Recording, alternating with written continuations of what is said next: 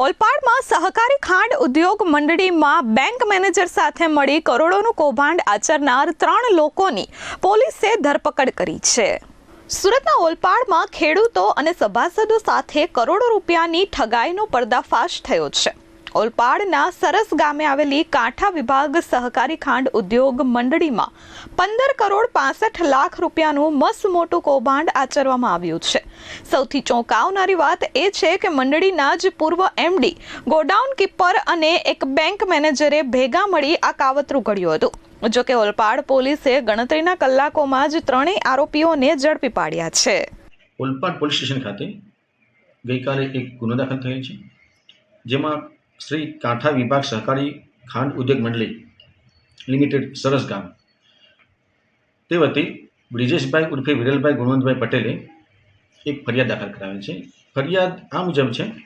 ફરિયાદમાં જે તે વખતના શ્રી કાંઠા વિભાગ સહકારી ખાંડ ઉદ્યોગ મંડળી લિમિટેડના મેનેજિંગ ડિરેક્ટર પ્રદીપ કુમાર ગૌતમભાઈ પંડ્યા રહે અંકલેશ્વર અંબે ગ્રીન સિટી તાલુકો અંકલેશ્વર, મંડળીના ગોડાઉન કીપર પ્રદીપ કુમાર ભગુભાઈ પટેલ રહેવાસી મકાન નંબર 10 વિયન વિલા સોસાયટી ડીમાર્ટી પાછળ કેનાલ રોડ જહાંગીરપુરા સુરત, આ બંને ભેગા મળીને આ મંડળીમાં તારીખ 17/11/2023ના રોજ ખાંડનો સ્ટોક ફક્ત જે તે વખતે 4022 ક્વિન્ટલ હતો।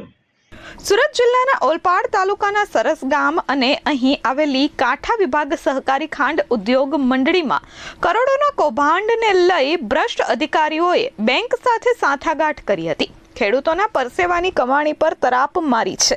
સાંધિયેર ગામના ખેડૂત બ્રિજેશભાઈ પટેલે ઓલપાડ પોલીસ મથકમાં ફરિયાદ નોંધાવી હતી, જેમાં મંડળીના તત્કાલીન managing director Pradeep Kumar Pandya, godown keeper Pradeep Kumar પટેલે ધી સુરત પીપલ્સ કોઓપરેટિવ બેંકના મેનેજર જતીન નાયક સાથે મળીને મોટું કાવતરું રચ્યું હતું।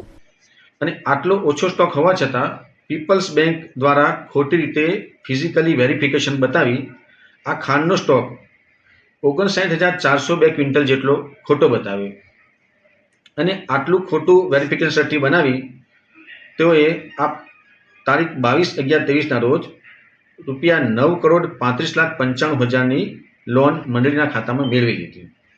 ત્યારબાદ આ લોકોએ અગાઉની પણ આ પ્રકારની લોન હતી, જે 23,882 ક્વિન્ટલ ખાંડના સ્ટોક ઉપર ટોટલ 6,29,29,000ની લોન મેળવેલી।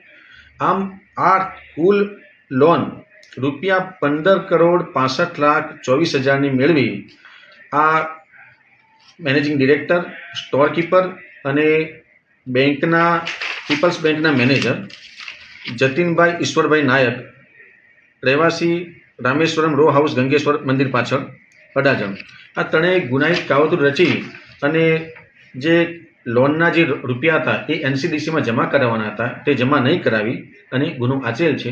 ઓલપાડ પોલીસે તપાસ હાથ ધરી તાત્કાલિક આરોપીઓની ધરપકડ કરેલ છે। નવેમ્બર 2023માં મંડળીના ગોડાઉનમાં માત્ર 4,022 ક્વિન્ટલ ખાંડનો જથ્થો હતો, પરંતુ બેંકના ફિઝિકલ વેરિફિકેશનમાં ખોટી રીતે 59,402 ક્વિન્ટલ ખાંડનો જંગી જથ્થો દર્શાવવામાં આવ્યો। આ બોગસ વેરિફિકેશન પત્રકના આધારે એનસીડીસીમાંથી મંડળીના ખાતામાં 9,35 લાખથી વધુની લોન મંજૂર કરાવી લેવાઈ। આટલું જ નહીં, અગાઉ જૂન મહિનામાં પણ આ જ પ્રકારે 6,29 લાખની લોન લેવાઈ હતી। આમ કુલ 15,65,24,000 રૂપિયાની માતબાર રકમની લોન મેળવી તેનો અંગત સ્વાર્થ માટે દુરુપયોગ કરવામાં આવ્યો અને આજ દિન સુધી લોન ભરપાઈ કરવામાં આવી નથી। આર્થિક ગુનાની ગંભીરતાને જોતા ઓલપાડ પોલીસની ટીમે તાત્કાલિક એક્શન લીધું અને 3 મુખ્ય આરોપી પ્રદીપ પંડ્યા, પ્રદીપ પટેલ અને બેંક મેનેજર જતીન નાયકની અટકાયત કરી છે। હાલ પોલીસે આ દિશામાં સઘન તપાસ કરી રહી છે। આ 15 કરોડના મસમોટા કૌભાંડમાં અન્ય કોઈ મોટા માથાઓની સંડોવણી છે કે કેમ, કે રાજકીય નેતાઓની સંડોવણી છે કે કેમ, તે દિશામાં તપાસ શરૂ કરી છે। ના, આ જે છે એ રૂપિયા એ જે છે બેંકમાં એનસીડીસીમાં જમા કરાવવાની હતી, એટલે કે પીપલ્સ બેંકમાં જમા કરાવવાની હતી, જે એમાં લોકોએ જમા કરાવેલી નથી। હજુ હાલ તપાસ ચાલુ છે। આરોપીના રિમાન્ડ માંગીશું। રિમાન્ડ તપાસ તજવીજ દરમિયાન આગળની વિગત છતી થઈ છે। નિર્મલ પટેલ, S24 ન્યૂઝ, ઓલપાડ।